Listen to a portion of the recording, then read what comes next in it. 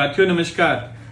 Bharatiya Janata party ने हिंदुस्तान के जनता का मजाक बना के रख दिया है। जो भी इन्वेस्टिगेटिंग एजेंसियां हैं पूरी तरीके से उनको तार तार कर दिए हैं।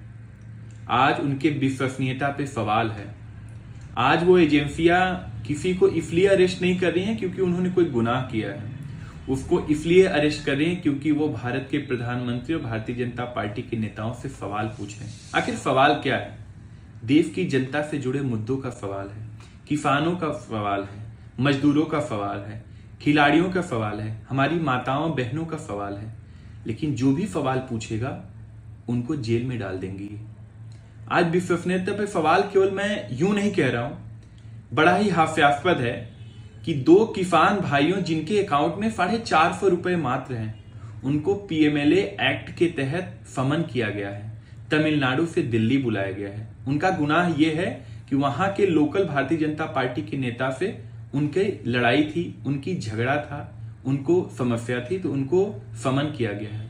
आप एक बात समझिए, आज आम आदमी पार्टी के नेताओं को जेल में इसलिए डाला जा रहा है क्योंकि वो भारतीय जनता पार्टी से आंखों में आंखें डाल करके जनता से जुड़े मुद्दों का सवाल पूछते हैं। इसलिए नहीं डाला जा रहा है कोई उन्होंने गुनाह किया है। अगर गुनाह की बात होती, भ्रष्टाचार की बात होती, तो न जाने कितने सारे एग्जाम्पल हैं।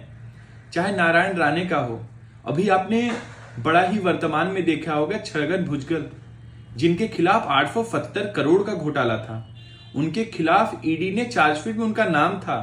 लेकिन भारतीय जनता पार्टी में शामिल होने के बाद ईडी कह रही है कि हम तो उनकी फाइल भूल गए। तो सवाल यह है कि क्या ये किसी भ्रष्टाचार के तहत डाला जा रहा है, या जो भी इनसे सवाल पूछेगा उनको जेल में डाल देंगे। बड़ा ही दुर्भाग्य है देश का। मुझे लगता है कि देश की जनता को जागरूक होने की आवश्यकता है। मैं अपने नेता अरविंद केजरीवाल जी को सलाम करता हूं, मनीष सिसोदिया जी को सलाम करता हूं कि आप आज भगत सिंह के रास्ते पे हैं। हम लोग इतिहास पढ़ते हैं कि अंग्रेजों ने जब भी प्रताड़ना करना स्टार्ट किया था तो ऐसे ही देशभक्त और राष्ट्रभक्त मां भारती के पुत्र उनके खिलाफ खड़े होने की जुर्रत की थी।